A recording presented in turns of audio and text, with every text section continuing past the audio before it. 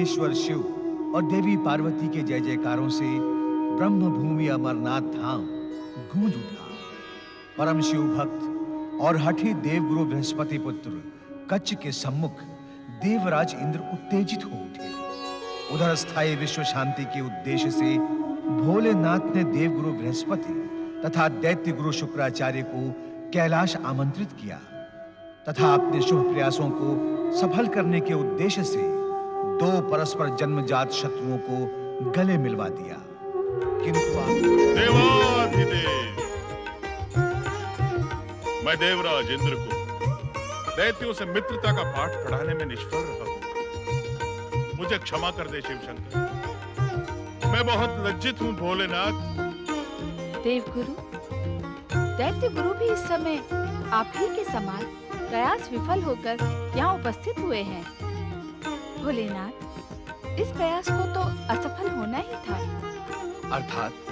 स्वामी, सृष्टि रचना के समय ब्रह्मा जी ने आप ही के आदेश पर दानव, मानव एवं देवताओं की रचना अलग अलग तत्वों से की थी। ये बात आपको भली भांति विदित है।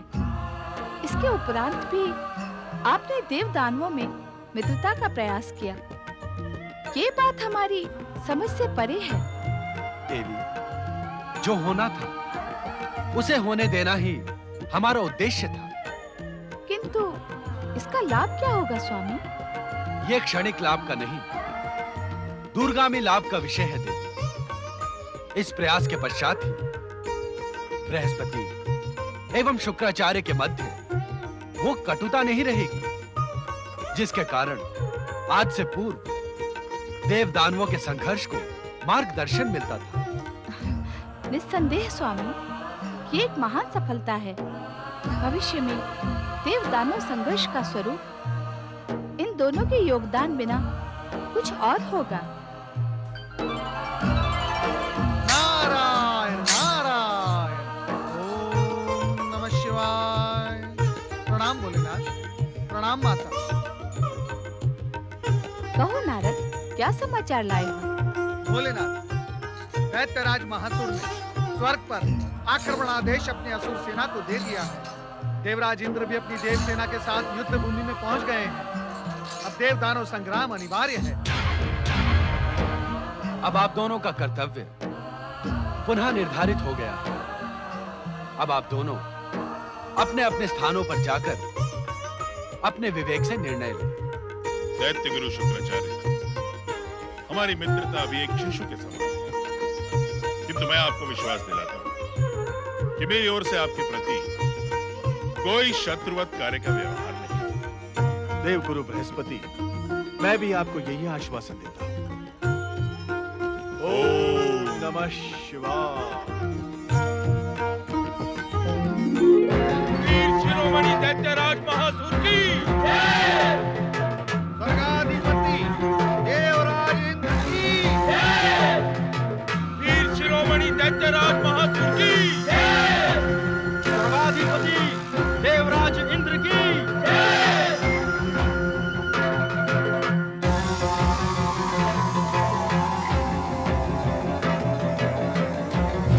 देवराज इंद्र, निस्संदेह तुम देवराज हो, किंतु युद्ध कौशल में तुम निर्बल और भीरू हो। महासुर, वीर अशुभ वाणी का प्रयोग नहीं करते, वीरता दिखाते हैं। संग्राम! संग्राम चिल्लाने से नहीं, शक्ति प्रदर्शन से होता है। इंद्र, आज तक तुमने युक्ति प्रयुक्ति से हम दैत्यों पर विजय पाई है। अग्निदेव, वरुण देव, वायुदेव, इनकी सहायता से केवल अग्नि, वायु और जल से पीड़ा पहुंचाई है। ऐसी युक्ति प्रयुक्ति का प्रयोग मेरे साथ न करें। केवल अस्त्र शस्त्र से ही जैसा एक वीर योद्धा को शोभा दे वैसा संग्राम करें। अवश्य महासुर, अवश्य। हम एक शक्तिशाली की भांति ही संग्राम करेंगे। किंतु सावधान, किसी मंत्र तंत्र या अलौकिक अस्त्र शस्त्र से नहीं। इस संग्राम में केवल बल का प्रयोग होगा। दैवमस्तु संग्राम आक्रमण।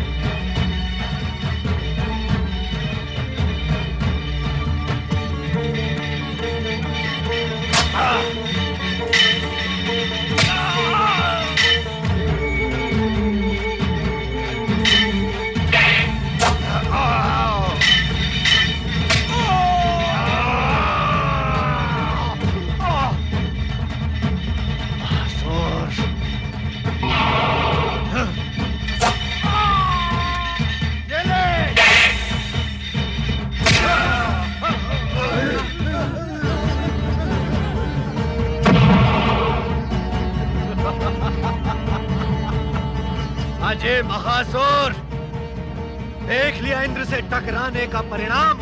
स्वर्गाधिपति देवराज इंद्र की जय। स्वर्गाधिपति देवराज इंद्र की जय। देवराज इंद्र की जय।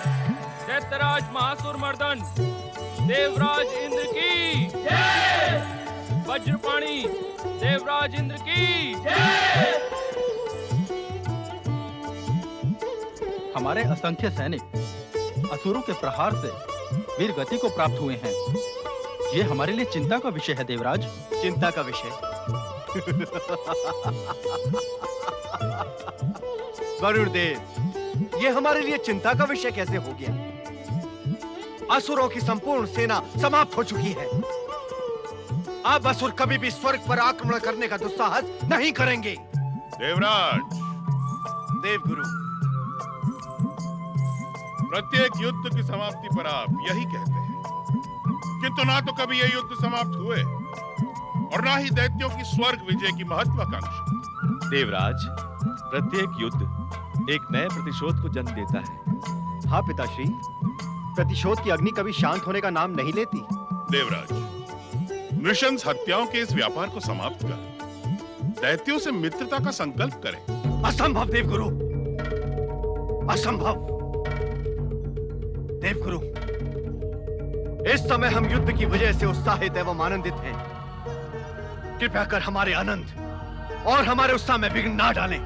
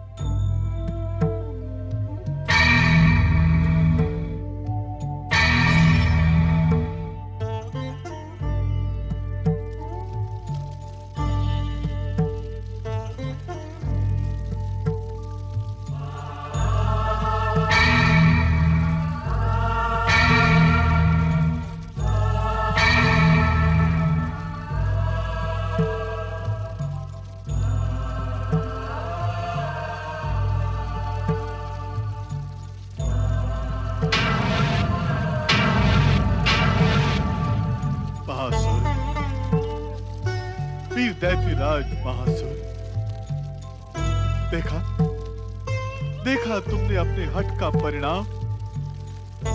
देखा तुमने शिव आज्ञा की अवहेलना का परिणाम। आज तुम्हारा शक्तिशाली शरीर भूमि पर रक्त रंजित पड़ा है। तूने अपने गुरु की बात मान ली होती। महासुर, अब सब कुछ समाप्त हो गया। देवों से संभावित मित्रता, उसकी तुमने हत्या कर डाली। अरे अपने गुरु की मर्यादा का ध्यान रखा होता, तनिक ये तो सोचा होता कि असुरों के मृत शरीरों को देखकर तुम्हारा यह गुरु जीवित कैसे रहेगा। हाँ महासुर, हाँ।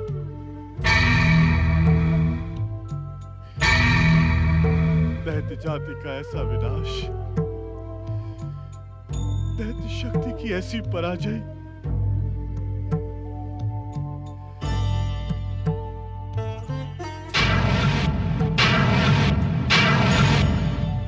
देवताओं के मृत सैनिकों का इस आश्रम में क्या काम? ये यहां क्यों पड़े हैं? हे शिव शंकर, ये कैसी लीला है आपकी?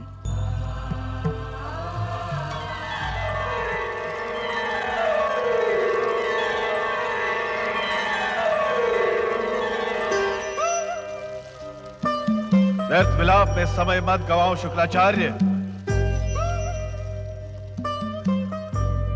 ऐसे क्या देख रहे हो शुक्राचार्य? मैं तुम्हारा कर्म हूं। दूर हो जाओ मेरी दृष्टि से।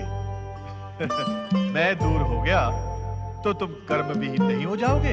तुम मेरे कर्म नहीं, मेरी महत्वाकांक्षा हो। मुझे पहचानो शुक्राचार्य, मैं तुम्हारा कर्म ही हूं और इस समय तुम्हें तुम्हारा कर्म स्मरण करवाने ही आया हूं।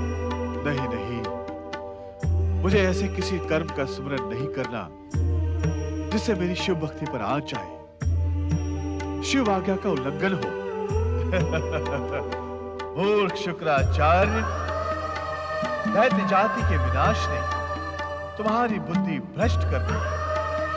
तनिक सोच शुक्राचार्य कि शिव आज्ञा क्या कहती है। मैं कुछ नहीं सोच सकता, कुछ नहीं सोच सकता मैं। तू मुझे बता दे कि शिव आज्ञा क्या कहती है। तनिक सोच शुक्राचार्य कि मृत शरीर को जीवित कर देने वाली मृत संजीवनी विद्या, जो तुम्हारी महत्वाकांक्षा से रुष्ट होकर भोलेनाथ ने तुमसे छीन ली थी, पुनः प्रदान क्यों की? तुम्हें अपनी तर्क शक्ति पर बड़ा गर्व था ना शुक्राचार्य? अब कहां गए तुम्हारे तर्क? व्यर्थ समय मत गवाओ शुक्राचार्य। मृत संजीवनी विद्या के प्रयोग से दैत्य जाति को पुनर्जीवित कर दो। इस समय यही तुम्हारा कर्म है, पुनर्जीवित कर दो। नहीं नहीं, ये भगवान भोलेनाथ के आदेश का उल्लंघन होगा। कदापि नहीं शुक्राचार्य। यदि ऐसा होता तो ऐसे अवसर से पूर्व भगवान शिव तुम्हें वो शक्ति प्रदान ही क्यों करते? सब सोच विचार त्याग दे शुक्राचार्य। दैत्य जाति को पुनर्जीवित कर, यही शिव आज्ञा भी है और यही तेरा कर्म भी। पुनर्जीवित करके असुर युद्ध उन्मादी हो जाएंगे, जिसकी शिव शंकर अनुमति नहीं देते। तो जिस दृष्टि से शिव के आशीर्वाद को देख रहा है, कहीं वो शिव के क्रोध का कारण न बन जाए। अरे मूर्ख, तू कर्म विहीन हो रहा है। इतना भी नहीं जानता कि शिव कर्म करने वालों को ही प्रेम करते हैं। कर्म नहीं, शिव सत्कर्म करने वालों को प्रेम करते हैं। तो क्या दैत्य जाति को पुनर्जीवित करना दैत्य गुरु शुक्राचार्य का सत्कर्म नहीं है? शक्ति होने के उपरांत भी यदि दैत्य जाति को तुमने पुनर्जीवित नहीं किया, तो भविष्य तुम्हें धुतकारेगा नहीं शुक्राचार्य?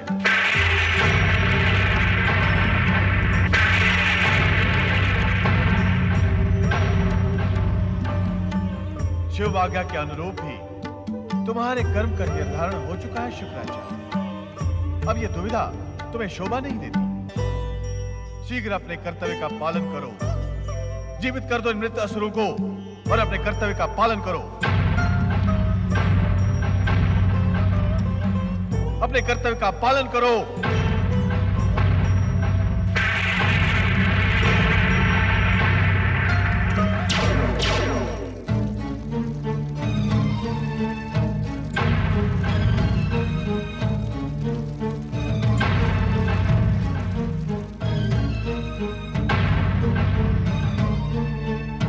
जय जय मृत्युंजय महादेव।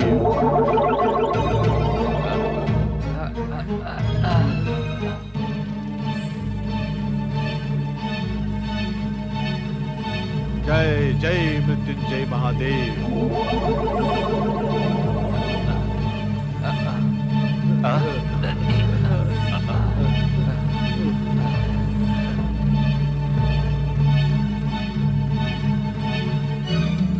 जय जय मृत्युंजय महादेव।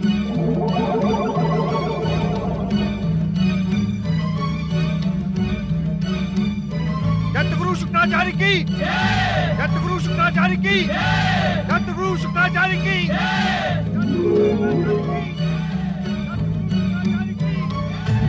दत्तराज महासुर की। देखा, देखा आपने भगवान शिव की दी हुई मृत संजीवनी विद्या की शक्ति पर दैत्य गुरु शुक्राचार्य ने दुष्ट असुरों को पुनः जीवित कर दिया, किंतु हमारे मृत सैनिकों को यूं ही छोड़ दिया। धिक्कार है देवगुरु बृहस्पति पर जो इनसे मित्रता की बातें करते हैं। धन्य है दैत्य गुरु शुक्राचार्य, आप धन्य हैं। अब हम पुनः स्वर्ग पर आक्रमण कर दुष्ट देवताओं को परास्त करेंगे। नहीं नहीं महासुर, ऐसा दुस्साहस न करना। ये शिव आज्ञा का उल्लंघन होगा। तो क्या हम उनसे प्रतिशोध न लें जिन्होंने दैत्य शक्ति को समाप्त करने के हर संभव प्रयास किए?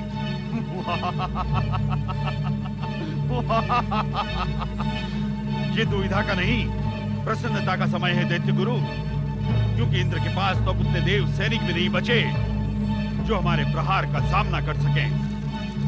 अब स्वर्ग दैत्यों का है, दैत्य गुरु शुक्राचार्य का है। स्वर्ग हमारा है, हमारा है स्वर्ग। दत्त गुरु शुक्राचार्य की, दत्त गुरु शुक्राचार्य की, दत्तराज महासुर की। दैत्यराज महासुर, मैंने तुम्हें निराश करने के लिए जीवित नहीं किया है, किंतु थोड़े समय के लिए प्रतीक्षा करो। प्रतीक्षा? हाँ दैत्यराज महासुर, इस समय का सदुपयोग तुम अपनी शक्ति के विकास में करो। अपनी शक्ति इतनी बढ़ाओ कि भविष्य में तुम्हें देवताओं से पराजित न होना पड़े।